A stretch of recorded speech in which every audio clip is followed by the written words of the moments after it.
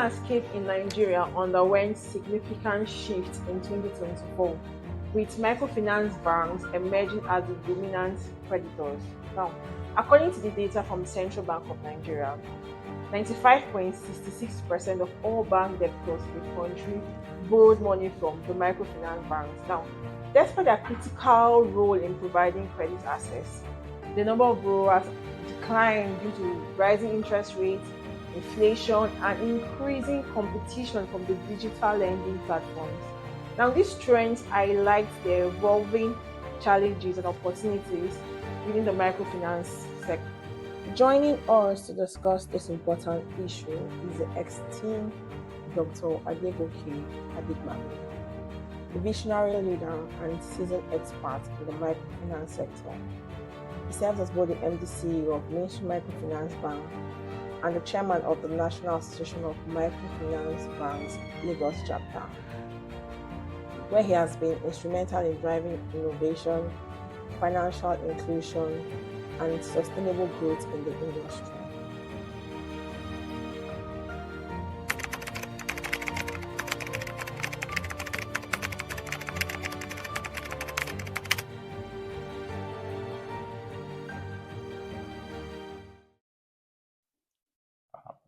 Thank you very much. First of all, I will have to say that the fact that from the regulators, we have data that is coming out and that is try to highlight the fact that in terms of number, the microfinance banks in Nigeria are actually playing critical role. The CBN report we just made reference to now, which says over 95% of borrowers in 2024 actually borrowed from the microfinance banks. We have always known that.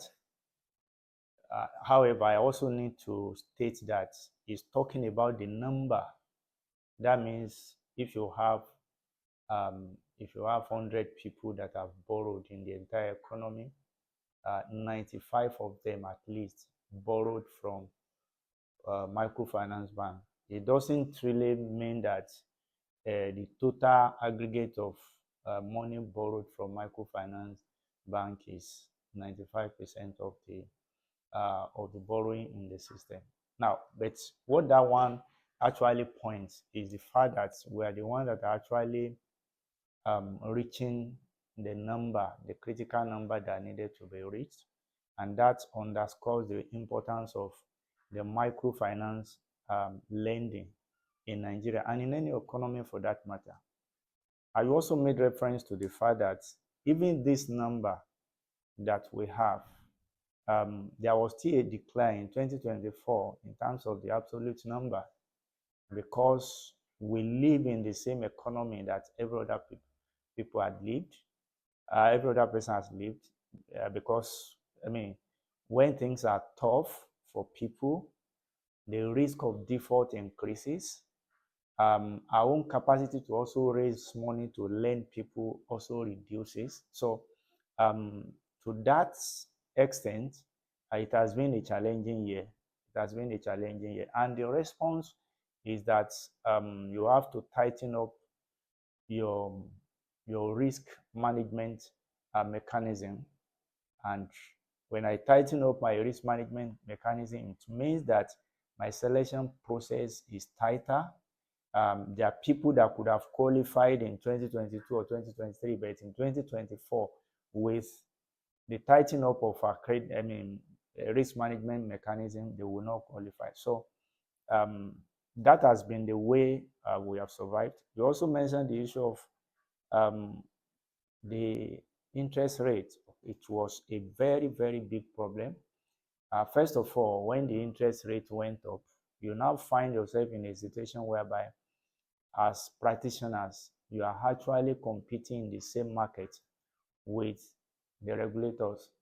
I mean, CBN that sells treasury bill, because the kind of rate you pay before that makes you attractive to a class of depositors or money placers That same type of interest is what CBN is ready to pay on Treasury bill, and even what the commercial banks are ready to pay has also gone up because the MPR has gone up. So it makes things tough. It reduces the margin we can make. By the way, microfinance is very, very expensive to run, because if I do a loan of 500,000, um, almost the same process that the person that is doing 50 million, 500 million will go through. I must go through it, maybe with just minor differences. So my appraiser, the number of people, all those things, and you have to pay the people. When you factor it in, it's very, very expensive. You also now think of the fact that we have to get full soldiers that will go after the SMEs that we are serving. So it's very expensive. So it's really affected the margin of a lot of us and our peers. But at the end of the day, we believe that we are better, we believe that we are stronger, and we're prepared for 2025, that we believe is going to be a better year for us. Thank you.